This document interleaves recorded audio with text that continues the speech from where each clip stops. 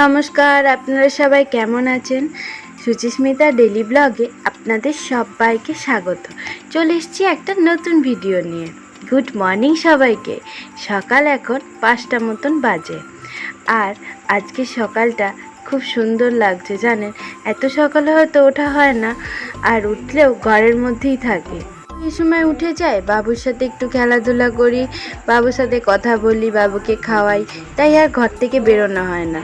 কিন্তু কাল রাত্রে বাবু ঘুমায়নি সেরকম, এখন বাবু ঘুমাচ্ছে, তাই আজকে উঠেই পড়লাম। উঠে গিয়ে নিজে ফ্রেশ হয়ে নিলাম, তারপরে বাবু উঠলে বাবুকে ফ্রেশ করব। আর অনেকক্ষণ পর আবার আপনাদের সামনে এসেছি। এখন বাবু স্নান কমপ্লিট হয়ে গেছে, এখন সকাল ওই 10টা মতন বাজে। বাবুকে স্নান করিয়ে বাবুকে জামা পরিয়ে দিয়েছি, এখন বাবু খেলা করছে। আসলে কাল কি হয়েছে, বাবু ওই সন্ধ্যের দিকে অনেকক্ষণ ঘুমিয়ে গেছিলো, তারপরে ওই 10টা নাগাদ ঘুম থেকে উঠেছিল, তারপর আবার খাইয়ে দায়ে ঘুমাচ্ছিল। ঠিক ওই 1:30 থেকে 2টোর মধ্যে ও উঠে পড়ে, আর ঘুমাচ্ছিল না।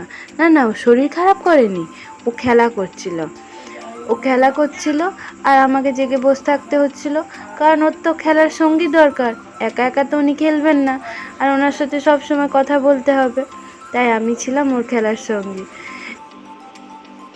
বাবুকে আজকে স্নান করাবার পর না এইরকম এই কাপড়টা দিয়ে, এটা অবশ্য ধুতিরই কাপড় দিয়ে না ধুতি পরাবার চেষ্টা করেছি। ওই যেরকম পেরেছি একটু ধুতির মতন পরিয়ে কটা ছবি তুলে রাখলাম, যাতে ওকে দেখাতে পারি পরে বড় হলে। আর কি সুন্দর লাগছে বলুন। ওর বাবাকেও কটা পাঠালাম, কিন্তু ও না এরকমভাবে পরে থাকতে চাইছে না, খালি পায়ে করে করে খুলে ফেলছে। আমি কত কষ্ট করে করে পড়াচ্ছি আর ভিডিও করার চেষ্টা করছি, যতবার করতে যাচ্ছি না ও ততবারই খুলে দিচ্ছিল জানেন। দেখুন না, পায়ে করে টেনে টেনে কি অবস্থা করলো। এই দেখুন, প্রায় খুলেই ফেলেছে ও। বাবু না এরকমভাবে চেপে চুপে থাকতেই চায় না, ও একটু খোলামেলা ভালোবাসে। আর যতটা পারলাম আপনাদের সাথে শেয়ার করার চেষ্টা করলাম, আপনারা কিন্তু বলবেন ওকে কেমন লাগছিল। আর এই যে আমাদের বাড়ির বাকি সদস্যরা, ওরা এখন খাবার খাচ্ছে। আর এই যে বাবা খড় এনেছে কাটবে বলে, ওনাদের খাবার জুগিয়ে রাখতে হবে তো। বাবা একদিন খড় কাটলে প্রায় 3-4 দিন হয়ে যায়। বাবা অনেকগুলো বেশি করে করে খড় নিয়ে আসে। এখন বাবা খড় কাটতে কাটতে চা তেষ্টা পেয়েছে, তাই একটু বসে চা খাচ্ছে।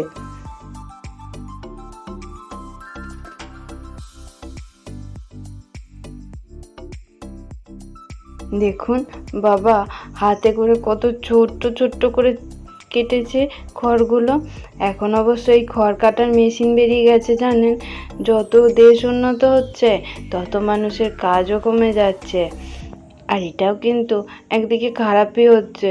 আগে মানুষ কত খাটতে পরিশ্রম করতে পারতো, এখন মানুষের এত কিছু সুবিধার জন্য মানুষ আর অত পরিশ্রমও করতে পারছে না। মানুষের রোগে ভর্তি হয়ে যাচ্ছে শরীর, তাই না বলুন? যখন আমরা একসাথে জয়েন্ট ফ্যামিলিতে সবাই মিলে থাকতাম, তখন আমাদের গরু ছিল জানেন। ওই গোয়াল বাড়িতে বাবা দেখতাম এরকমভাবে খড় কাটতো। ওইটা অবশ্য অনেক দিন আগেকার কথা, প্রায় 12-13 বছর আগের কথা আমি বলছি, তার থেকে বেশি হবে তো কম নয়। এত দিন হয়ে গেল আমরা সবাই আলাদা হয়ে গেছি জানেন। যখন সবাই একসাথে ছিলাম তখন কত আনন্দে থাকতাম।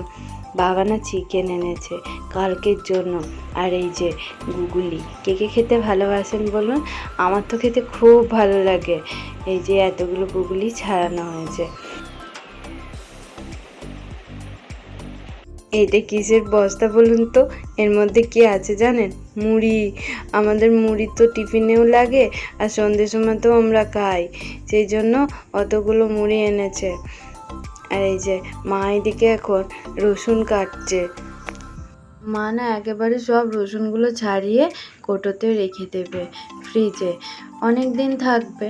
আর সবজি রান্নার সময় তখন কটা রসুন বার করে রান্না করে নেবে, তাতে তাড়াতাড়ি হবে। আর মায়ের তো সবসময় কাজে ব্যস্তই থাকে বলতে গেলে, মা তাড়াতাড়ি রান্না বান্না করে। অবশ্য যারা তাড়াতাড়ি সব কাজকর্ম করে তাদের ক্ষেত্রে এরকম করে রাখাটাই ভালো।